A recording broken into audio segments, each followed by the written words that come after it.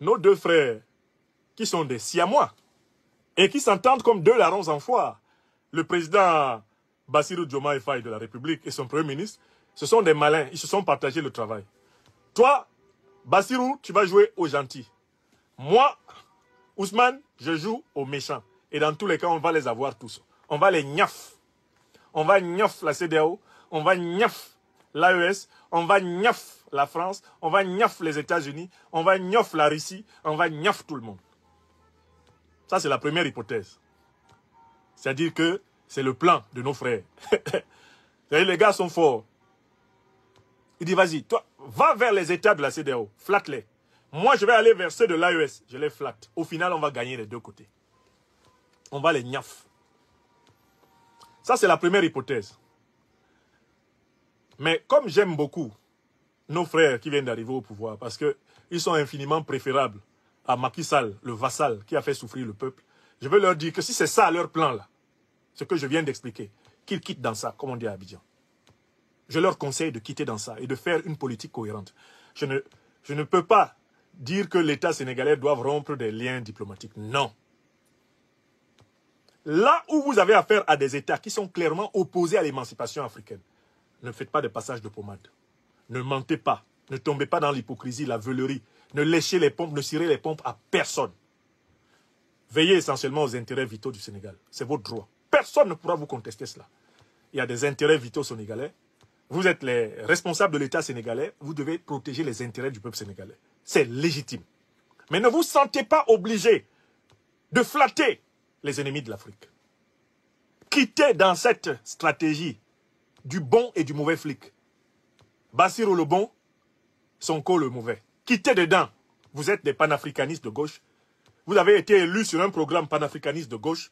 Vous réalisez votre programme panafricaniste de gauche. Comme en diplomatie, on ne dit pas tout. Quand vous allez dans un pays dont vous savez bien qu'il est nuisible, vous ne parlez pas des questions qui fâchent publiquement. Parce que ça peut paraître comme un manque de respect à l'intelligence du peuple sénégalais.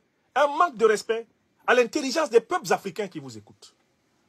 Donc je me permets de réitérer ma critique. Je ne bouge pas une virgule de ma critique.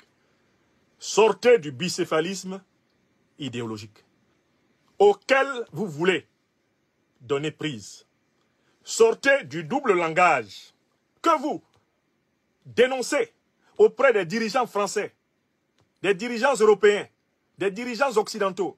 Parce que le Premier ministre Ousmane Sonko a montré que l'Occident est affaibli à cause de son double langage. Mais ce qui s'est passé entre ce que le Premier ministre Sonko dit à Dakar et ce que le président Bassirou dit à Abidjan, c'est le double langage. Si le double langage affaiblit l'Occident, cela veut dire qu'il peut aussi affaiblir le Sénégal.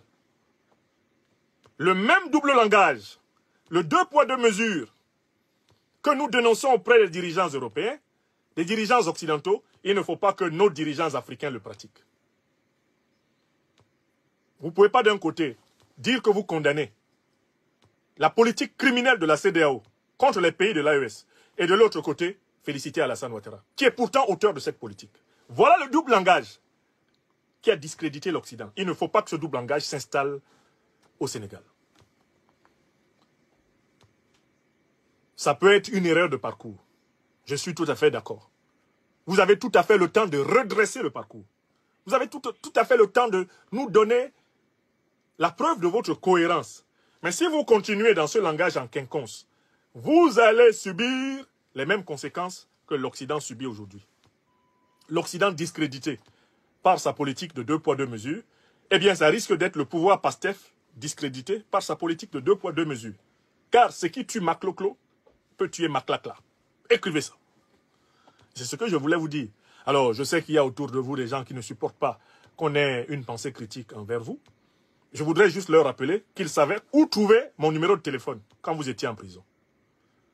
Ils savaient m'envoyer les informations nécessaires pour vous défendre sur les réseaux sociaux. Les mêmes qui, aujourd'hui, viennent sur les réseaux sociaux pour m'interdire de vous critiquer. Pendant que vous nous présentez dans vos discours comme des activistes radicaux. Et que vous invitez Mélenchon. Mais pas les panafricanistes révolutionnaires qui vous ont aidé. En priorité. Maintenant que vous êtes au pouvoir. N'oubliez pas que le pouvoir là, c'est une roue qui tourne. C'est une roue qui tourne. Ce que je souhaite, c'est pour le peuple du Sénégal. Le peuple du Sénégal a droit à un gouvernement cohérent, à une idéologie de gouvernement cohérente. Il a droit à une élite politique qui pratique un langage sincère, un langage de vérité, et non pas à la ruse du bon et du mauvais policier. Si c'est cette ruse-là que vous avez conçue, mes chers jeunes frères, car vous êtes tous, si je ne m'abuse, des cadets en âge, même si vous êtes maintenant des aînés en responsabilité, eh bien, mes chers jeunes frères, si le plan que vous avez ourdi, c'est le plan du bon et du mauvais flic, quittez dans ça, parce que les Africains voient. Les Sénégalais, les premiers, voient. Si vous naviguez encore dans ce plan-là, vous allez voir la différence dans le désamour de ce peuple. Je ne souhaite pas que ce désamour arrive. Parce qu'il y a beaucoup d'espoirs qui ont été placés en vous. Beaucoup d'espoirs. Je ne sais même pas si vous mesurez ce que vous représentez pour toute l'Afrique. Bassirou Diomaye Faye à la présidence, Ousmane Sonko à la primature. C'est un immense espoir qui s'est levé sur le continent. Ne nous décevez pas. Je ne vous demande rien. Vous pouvez faire vos 5 ans de pouvoir au Sénégal, je ne viendrai pas. Je ne viendrai pas si vous ne m'invitez pas, je ne viendrai pas. Je ne vous demande rien. Mais au moins, ayez pitié de ce peuple sénégalais qui a souffert avec vous, qui a souffert pour vous. Ayez pitié. Et appliquez la règle de cohérence que vous avez appliquée, mon frère Premier ministre. La règle que vous avez appliquée à l'Occident, appliquez-la vous-même. N'envoyez pas quelqu'un soutenir un despote, un vétéran comme Alassane Dramane Ouattara à Abidjan, et puis de l'autre côté, vous condamnez la CEDEAO. Alors que la CEDEAO, c'est Alassane Ouattara. Vous ne pouvez pas à la fois condamner et louer Ouattara.